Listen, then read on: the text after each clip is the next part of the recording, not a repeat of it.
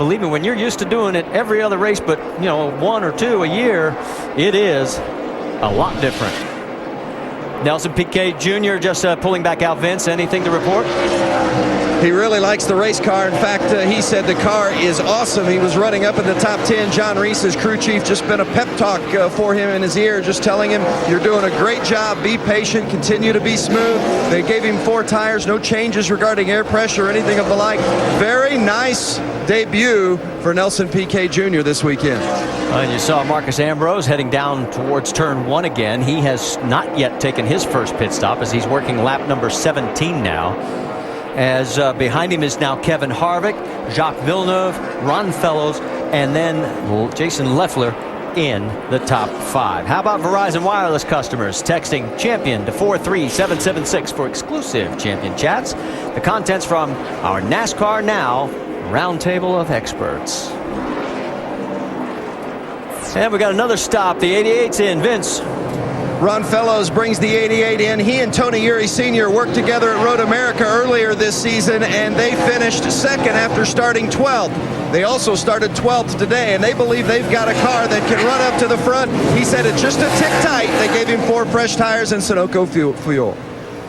Thanks, Vinny. As you can see on the right-hand side of your screen, Marcus Ambrose continues to make hay while the sun is shining. Yeah, and we saw Fellows go out pit road. One thing we talked about how downhill the front straightaway is. Well, pit road is also, and you have to be extremely careful after you get about halfway down that you don't let your RPMs get up in speed on that last part going out. That was Kenny Wallace that was just passed to put a lap down in the 28. It's Ambrose crew chief saying that he's pitting next time by. We have now 25 cars currently on the lead lap. I'll get you also with the cars that are out. It includes the 52 of Joey Scarollo as Morgan Shepherd is in. Also out is Chase Miller, Johnny Chapman, Dan Brody, Kevin Hamlin, and Matt Carter. So that updates that. And one reason that these cars are making green flag stops because Marcus Ambrose, if the caution comes out right now, Marcus Ambrose is going to have to pit under caution. He'll have to line up behind all of those cars that made that pit stop. They won't come in. So that's why they do that, because you can make a pit stop usually and get out before the cars can lap you, and you can stay on the lead lap. Boris said making his pit stop, Vince. Yeah, Boris says it's a little bit tight in the right-hander, so they're going to give him a little bit of an air pressure adjustment with those 4 tires, and of course top him off with Sunoco fuel as well. Boris said has run all 3 series this weekend, as you see a spin on the track. Tony Raines, and it looks like the caution is going to come out. If it does, it hasn't. The 6 was also in this, and they're staying green. He was 20th, Tony was, when the spin occurred. And remember, the 6 had already stopped. And I'll tell you, Marcus Ambrose just dodged a major bullet, because if that caution comes out, he would have been way behind a lot of cars. You saw the damage on Mike Wallace's car. Here comes Marcus Ambrose, and a big break here for the 47, Jamie. A big sigh of relief that the caution did not fall, because they were planning on pitting this time. Now, he's led every lap so far. He had to relinquish that lead. The call is 4 tires. He says he's tied in 2, loose in 6, but the car has been good. The guys going over the wall for him, of course, because this is a one-off deal, are his Cup guys that will be pitting the car tomorrow. Marcus Ambrose working away here in the number 1 pit box. They're going a little bit slower than normal once again, and he's down and away, Mike. And Jacques Villeneuve is also down and away. A quick stop for him. Just 4 tires and fuel, no adjustments, Dave. Mike, Kevin Harvick's crew put 2 fresh tires on the left side. They also fixed that left front area of the fender. Kevin said about the condition of the car, too tight in the on the left-hand side, and obviously you know why. That was from the damage that occurred on lap 1. Oh my, I've got one torn all to pieces here now. Yeah, this is some damage on the 05 right now. Victor Gonzalez Jr. and don't know exactly how this happened just yet, but he is through turn number 6 right now, heading for pit road. Let's go back. Here it is. That's Brendan Gaughan right behind. Oh, a blown tire. Man, that tire just... Yep. Just blew the fender right off of it. He was running 17th at the time when this let go, and then just what we were showing the tail end of, and there's the little assist that the 34 got. Tony Raines gets turned around by Paul Menard, and wow, the 6 car. Johnson does a nice job to avoid, but he ended up spinning as well. And here's Marcus Ambrose coming through that spin area. This was right when he was getting ready to make his stop under green.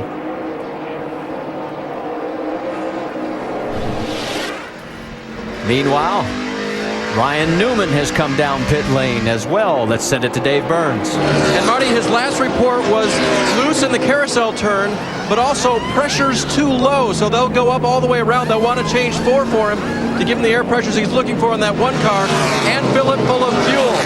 Ryan having a very solid day right now.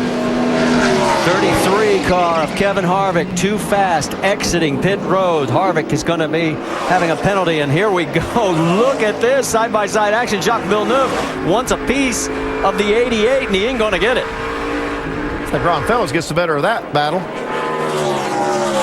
So right now, those two going after each other, and that is 10th and 11th on the racetrack. The race leader is Joey Logano. After this cycle of pit stops, Ambrose is 2 seconds back, but that's going to be all for naught. We're going to tighten it up as it will be our first caution of the day as we're working lap number 20, and we have debris out on the racetrack.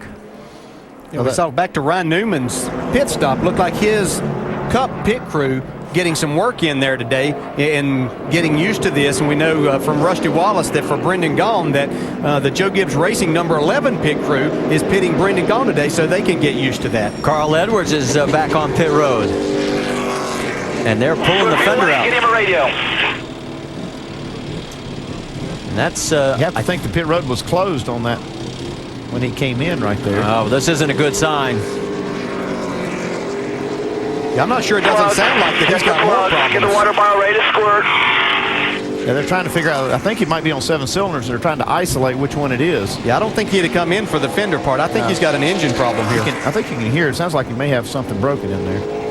Maybe a broken rocker arm or valve or something. So what started out as a great day There's for something. Carl. I can't hear anybody talking, so write me a note. Tell me what's up. Get him the spare radio, Get him the spare radio. Wow. He'll be on pole for tomorrow's Sprint Cup race. He won the last 2 road course events, picking up his first win this year back at Road America. And all of a sudden, what was a really great day has gone south. Yeah, they got all kinds of problems.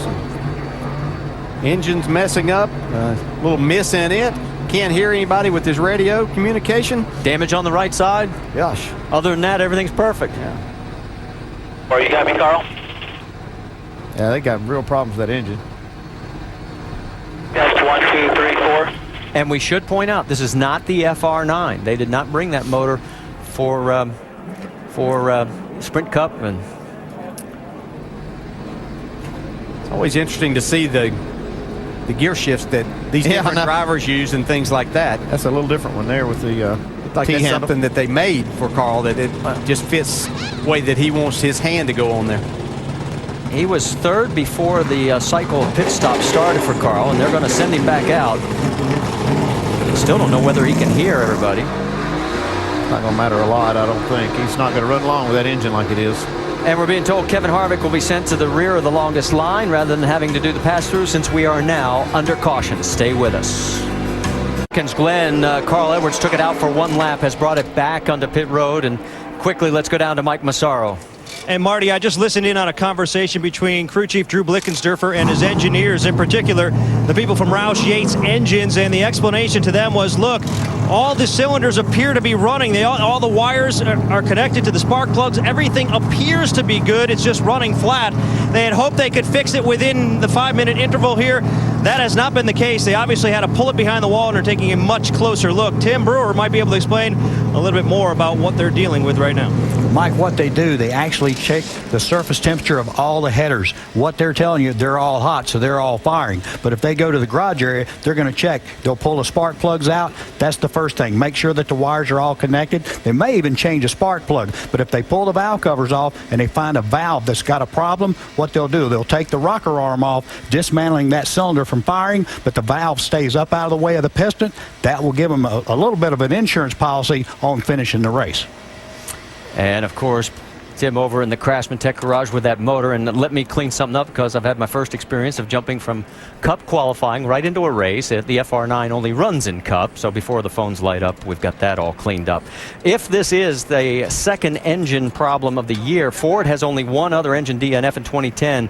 This would be the second, and that's the fewest of all makes out there right now for the season. Yeah, Doug Yates and his people do such a terrific job with no matter which